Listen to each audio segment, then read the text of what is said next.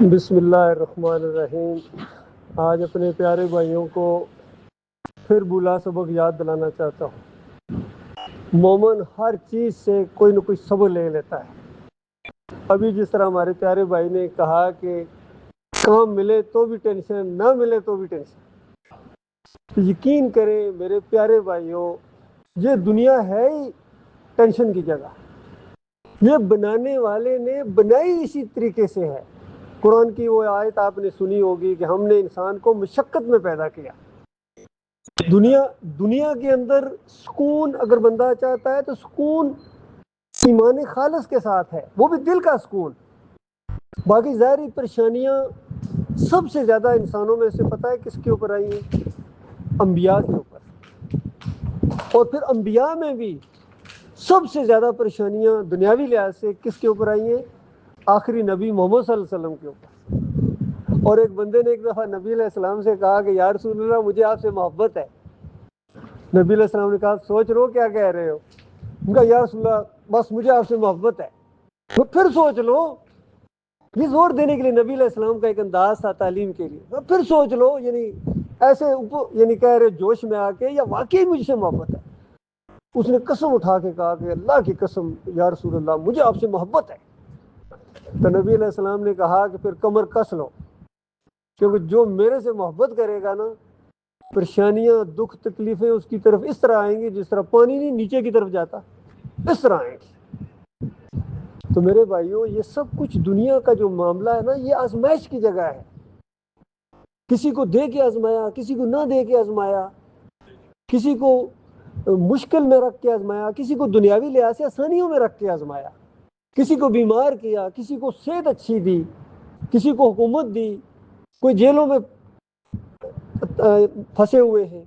یہ سارا ایک نظام چل رہا ہے بنانے والے کا، اور یہ عارضی چیز ہے۔ دیکھو دنیا کے لیے ہم کتنی محنتیں کرتے ہیں، مشقت کرتے ہیں، اپنے گھروں سے یہاں تک آئے ہوئے ہیں، محنتیں کرتے ہو، دعائیں مانگتے ہو اللہ تعالیٰ سے، کام مل جائے تو ظاہری بات ہے کرتے بھی ہیں، سارا معاملہ ہے دنیا کے لیے، اور کرنا چاہیے، میں اس کے خلاف نہیں ہوں۔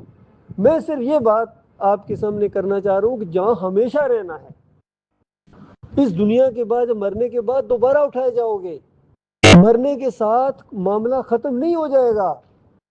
وہ جو کسی نے کہا کہ مر کے بھی چین نہ پایا تو کدھر جاؤ گے، اب تو کہتے ہو کہ مر جاؤ گے، اب تو گھبرا کے کہتے ہو کہ مر جائیں گے، مر کے بھی چین نہ آیا تو کدھر جاؤ گے۔ تو مرنے کے بعد معاملہ ختم نہیں ہوگا ان چیزوں کا، اصلی مسئلہ شروع ہو جائے گا۔ یا تو عیش کی زندگی شروع ہو جائے گی، سکون وہاں ہے صحیح معنوں میں۔ دیکھو اللہ تعالیٰ نے سکون کی جگہ آخرت بنائی ہے۔ آپ اپنے گھر کے اندر جس طرح کوئی چیز گم ہو جاتی ہے، اگر آپ کے وہ کچن میں پڑی ہوئی ہے، پورے گھر میں جتنا مرضی اس کو ڈھونڈو نہیں ملے گی جب تک وہاں کچن میں نہیں جاؤ گے جہاں وہ پڑی ہوئی ہے۔ اسی طریقے سے سکون راحت اللہ تعالیٰ نے آخرت میں رکھی ہوئی ہے۔ اور جیسا انسان جنت میں داخل ہوگا نا، پہلا اعلان پتہ ہے کیا کیا جائے گا؟ نبی علیہ السلام نے فرمایا پہلا اعلان کیا جائے گا وہاں جنت میں داخلے کے ساتھ ہی، جنتیوں اب تم ہمیشہ جنت میں رہو گے، تمہیں کوئی موت نہیں۔ جنتیوں اب ہمیشہ تم صحت مند رہو گے، تمہارے لیے کوئی بیماری نہیں۔ اور جنتیوں تمہارے لیے ہمیشہ سکون سکون ہے یہاں، اب کوئی ٹینشن نہیں ہے یہاں، کوئی مسئلہ نہیں ہے یہاں۔ یہ پہلا، کیونکہ یہ 3-4 چیزیں ہوتی ہیں موٹی موٹی، جس سے انسان ذرا گھبراتا ہے کہ کہیں مر نہ جاؤں، کہیں بیماری نہ آ جائے، کہیں کوئی پریشانی نہ آ جائے، تو یہ سارے اعلان کر دیے جائیں گے۔ پھر آخر میں جا کے موت کو بھی موت دے دی جائے گی تاکہ یہ ٹینشن بھی ختم ہو جائے کہ موت ہے۔ میرے پیارے بھائیوں، اس زندگی کے لیے کچھ نہ کچھ محنت ضرور کرو۔ اور نبی علیہ السلام نے فرمایا ایک وقت تمہارے اوپر آنے والا ہے کہ کل قیامت کے دن دائیں بھی وہی کچھ دیکھو گے جو تمہارے اپنے اعمال ہوں گے، اور بائیں بھی وہی کچھ دیکھو گے جو تمہارے اپنے اعمال ہوں گے، اور سامنے جہنم کا لاوا ابل رہا ہوگا۔ اس جہنم کی آگ سے بچنے کا آج اس دنیا میں کچھ انتظام کر لو، اور اگر کچھ نہیں ہے تو کم از کم ایک کھجور کی ایک پھانک توڑ کے اگر صدقہ کر دو اس جہنم کی آگ سے بچنے کے لیے، تو یہ بھی کسی نہ کسی وقت تمہیں کام آئے گی۔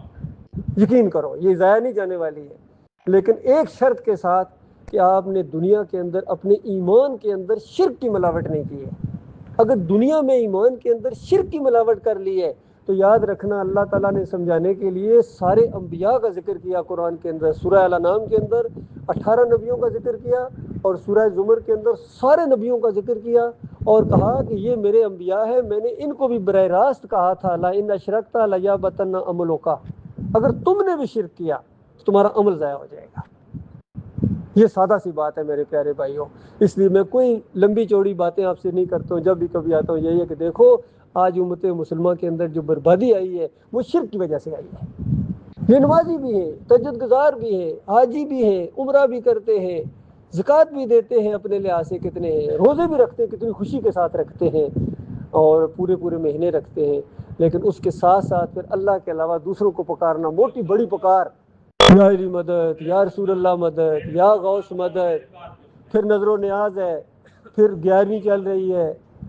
میری بات مکمل ہو رہی تھی، میں آپ کی بھی سنوں گا. پھر اس کے بعد اس کے سوال بعد میں، پھر اس کے بعد نظر و نیاز کا معاملہ آتا ہے، پھر واسطے وسیلے کا معاملہ آتا ہے، پھر عرس اور میلے آتے ہیں اس قوم کے اندر جو چل رہے ہیں، گمبد کے پجاری ہیں، گائے کے پجاری ہیں، جس طرح ہندو یہ گھوڑے کے پجاری ہیں، سب کچھ وہی چل رہا ہے. اس کو کہتے ہیں شرک. تمام انبیاء نے توحید کی دعوت دی ہے میرے پیارے بھائی، تمام انبیاء نے. اور انبیاء جب توحید کی دعوت دیا کرتے تھے لوگ بیچ میں شور مچاتے تھے اور اعتراضات کرتے تھے اور عجیب و غریب سوالات کرتے تھے کہ یہ ہو گیا، وہ ہو گیا، یہ ہو گیا. اس مسئلے کو الجھانے، حالانکہ کتنی سادہ بات ہے کہ یہ زمین جس نے بنائی ہے، یہ ہوائیں جو چلا رہا ہے، یہ پانی ٹھنڈے جس کا پیتے ہو، یہ جسم تمہارا سانس آ رہا ہے، یہ کس نے کیا ہے؟ کبھی غور کیا ہے؟ اور دینے والے کا حق ہے، وہ ایک دن پوچھے گا. ایسی طرح نہیں یہ دنیا کا معاملہ، یہ کمان اسی طرح نہیں چڑھی رہے گی. ایک دن بڑھاپا آئے گا، لاٹھی ہاتھ میں لے چلو گے، پھر وقت آئے گا اس لاٹھی کے ساتھ بھی نہیں چل سکو گے، پھر مرو گے، 4 کندھوں کا سہارا بنا کے قبر میں اتار دیے جاؤ گے. نہ دنیا کی یادیں رہیں گی، نہ کوئی پوچھنے والا ہوگا. تمہارے اپنی اولاد جن کی خاطر آج اپنے مالک اور خالق کو بھول گئے ہو، وہ تمہارا نام بھی بھول جائیں گے. اللہ کے بندو یہ کچھ ہونے والا ہے، یہ یاد دہانی میں کرانے آیا ہوں. میں کوئی آپ کے ساتھ بحث کرنے نہیں آیا ہوں، نہ ہی کبھی بحث کروں گا آپ کے ساتھ. دل کرتا ہے جس کا یہ بات مان لے، جس کا نہیں دل کرتا نہ مانے، کوئی بات نہیں. میری بات تو نہیں ہے، یہ بات اس کی ہے جس نے آسمان بنایا ہے، جس نے تمہیں پیدا کیا ہے. میں یہ کہہ رہا ہوں کہ جس نے پیدا کیا ہے اس کو اپنا معبود مانو صحیح مانو میں.